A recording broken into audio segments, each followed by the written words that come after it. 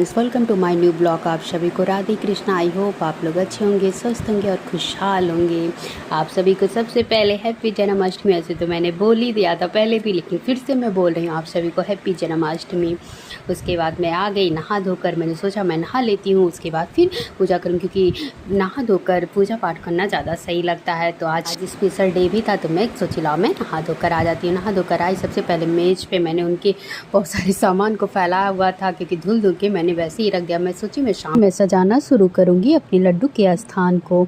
सबसे पहले मैंने बैलून लगा दिया, 3-3 का जोड़ा बनाकर बैलून सजाने के बाद फिर मैं आ गई उनकी टेबल को सजाने। सबसे पहले मैंने टेबल कवर को लगा दिया उनके टेबल पर।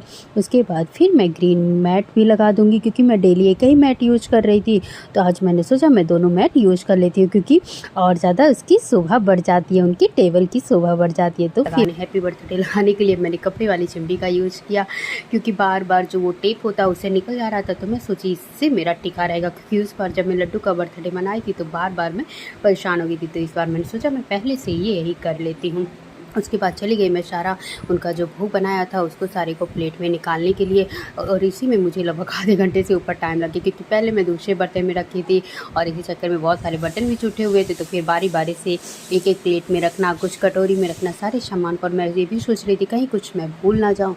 फिर उन सबको ला के मैंने उनकी टेबल पर रख दिया। उसके बाद अब इधर मैं वेट करी थी घड़ी में कब 12 बजे। फिर जैसे ही घड़ी में 12 बजा मैं आ गई अपने लड्डू को चखाने के लिए। जब मैंने पहला जन्माष्टमी मनाया हुआ था तो उसमें खीरे का मैंने उपयोग किया था, परिश वाले में मैंने नहीं किया, क्योंकि मैं उन्हें बच्चे के समान ही मानती। तो मैं सोची अगर वो एक बार पैदा हो चुके हैं तो फिर क्यों दोबारा, मतलब ये मेरी मान्यता है और सब लोग करते हैं। तो फिर मैंने ये सोचा कि मैं ऐसे ही नॉर्मली उन्हें सुला दूँगी, फिर उठा दूँगी, क्योंकि बच्चे का बर्थडे तो मैं उन्हें एकदम बच्चे की तरह ही ट्रीट करती हूँ। तो जैसे मैं सोची मेरे बच्चे रहेंगे उससे उनको मैं मानती हूँ। तो फिर मैंने सबसे पहले उनको जगाया, उनको हैप्पी जन्माष्टमी बोला, फिर उन्हें मैंने गंगा जल से स्नान कराया, क्योंकि सुबह ही मैं दही से गंगा जल से उन्हें स्नान कराती थी। तो इस टाइम मैं उन्हें सिर्फ गंगा जल से स्नान कराया, उसमें तुलसी जल डाल के गंगा जल से स्नान कराने के बाद अब मैं उन्हें नए वस्त्र पहनाऊँगी। ये वस्त्र मैंने पहले ही मंगवा लिया था, ये और उनका बर्थडे वाला जो वस्त्र था उन दोनों को मैंने इकट्ठा ही मंगवाया था, क्योंकि पहले मैं जानबूझ के मंगवा के रख ली थी, क्योंकि मुझे अच्छा मिल गया था तो मैं मंगवा के रख ली थी। ये भी बहुत सुंदर है, पर मुझे येलो वाला और ज़्यादा सुंदर लगा।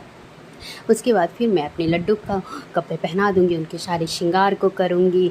श्रृंगार उंगार करने के बाद फिर उनको मैं हैवी सा ज्वेलरी पहनाऊंगी। उसके बाद उनको सिर पे मैं पगड़ी पहनाऊंगी, पगड़ी जो उनके कपड़े का सेट ही है उसको मैं लगा दूंगी। वैसे तो ये जल्दी टिक नहीं रहा था, क्योंकि ये अलग तरह की थी, फिर भी मैं ये लगा दूंगी। और उसमें न्यू मैं मोर पंख लगाऊंगी, क्योंकि मैंने मोर पंख भी मंगवा के रखा हुआ था, तो मैंने न्यू मोर पंख भी लगाया है।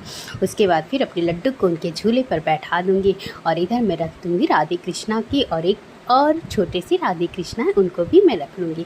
इन लोग को रखने के बाद सबसे पहले मैं आरती उतारूँगी। आरती उतारने के बाद फिर उनकी पूजा पाठ करूँगी, धूप बत्ती जलाऊँ। उसके बाद मैं आरती भी पढ़ूँगी। सबसे पहले मैं गणेश जी की आरती पढ़ती हूँ, क्योंकि शुभ काम में सबसे पहले गणेश जी की आरती पढ़ना जरूरी होता है। तो मैंने गणेश जी का आरती पढ़ा, फिर अपने राधे कृष्णा का आरती पढ़ने के बाद फिर मैंने उनको प्रणाम किया। सबसे पहले मम्मी ने मेरे लड्डू को झूला झुलाया, उसके बाद उन्हें मक्खन खिलाया। उसके बाद फिर मैं भी आ गई, अपने लड्डू को मक्खन खिलाया, और बारी बारी से सारे भोग उनका केक मैंने कट करवाया जो मैंने बनाया हुआ था, और पूरी सब्जी, साबूदाने की खीर, पकौड़ी जो मैंने उनको बारी बारी से खिला दिया। मैंने अपने लड्डू को भी खिलाया और राधे कृष्णा को भी खिला दिया और गैया को भी खिला दी। सबको खिलाने के बाद फिर मैंने अपने लड्डू का फ़ोटो क्लिक किया, उनका वीडियो बनाया, अपने साथ भी फ़ोटो क्लिक किया अपने लड्डू का।